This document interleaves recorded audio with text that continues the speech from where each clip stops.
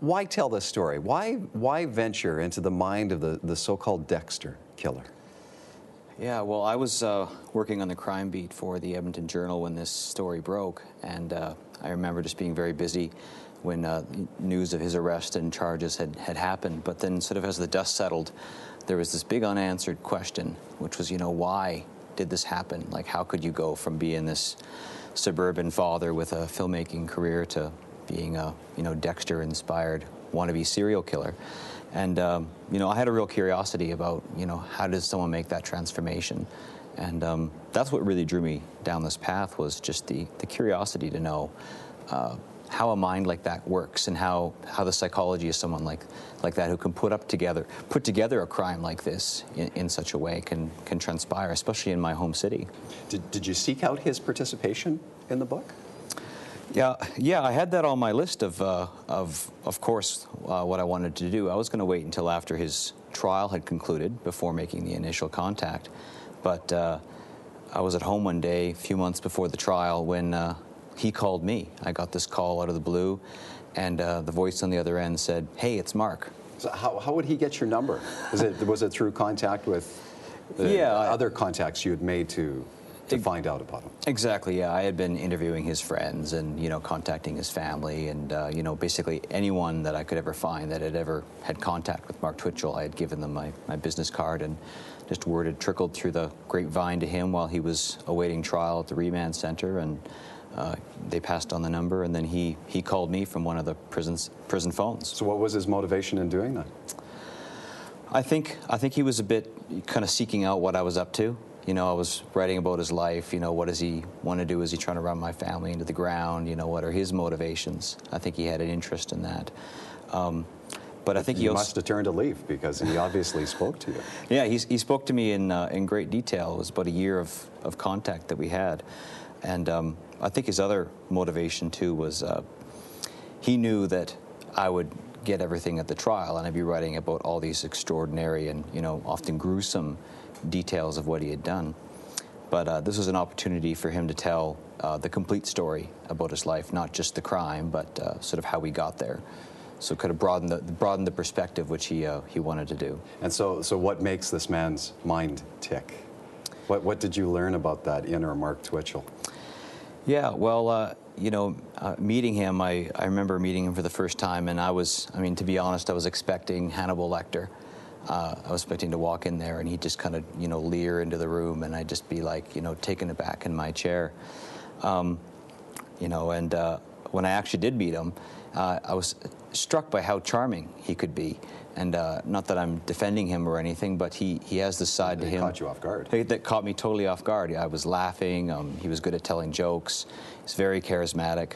And that really, really surprised me. And I learned a lot about his life and sort of his interest in fantasy that had gone back really to early childhood, from things like Star Wars and comic books, and his, quest for make-believe had sort of just slowly evolved throughout his life until it became this murder. Were you hesitant at all to use his voice in the book? I was, yeah. You've always got to question your source and the credibility of your source. As a journalist. As a journalist, and coming to writing this book it's a narrative nonfiction. I don't make anything up. I wanted it to be a true, fair, accurate, and balanced account of everything that had happened. And but he's an admitted liar, a convicted murderer, and even a self-professed psychopath. So you got to kind of question who's talking to you. So I only used from the correspondence that he gave me, prison letters and conversations. I only used things that I could verify from a third party.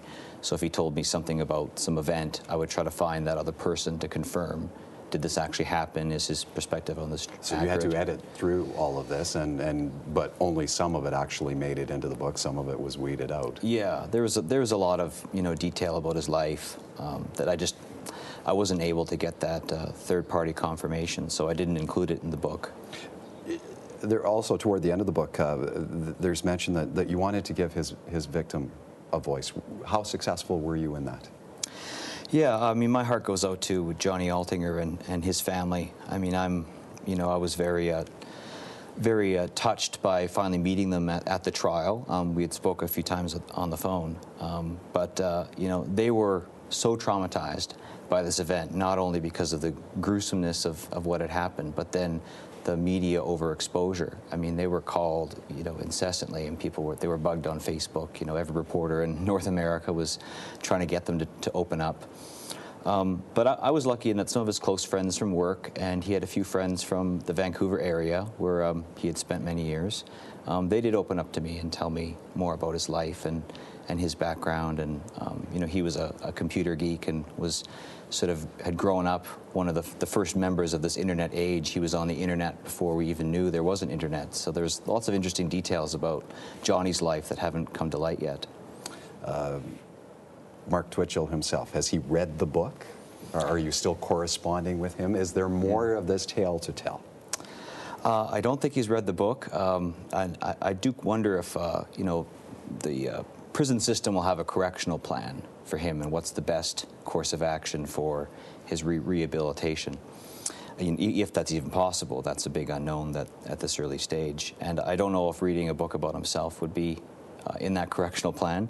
But I do know he knows about the title, because he must have heard it from one of his friends, and he wrote me one of his last letters. He said, "The Devil's Cinema." He's like, "Isn't that a bit melodramatic?" And that just cracked me up, because I thought, I mean, well, that's the least melodramatic part about this whole story. Yeah. Steve, really appreciate you sharing this with us tonight, and it looks to be quite the read. Thank you. Thanks very much. Steve Lillebuen is the author of The Devil's Cinema.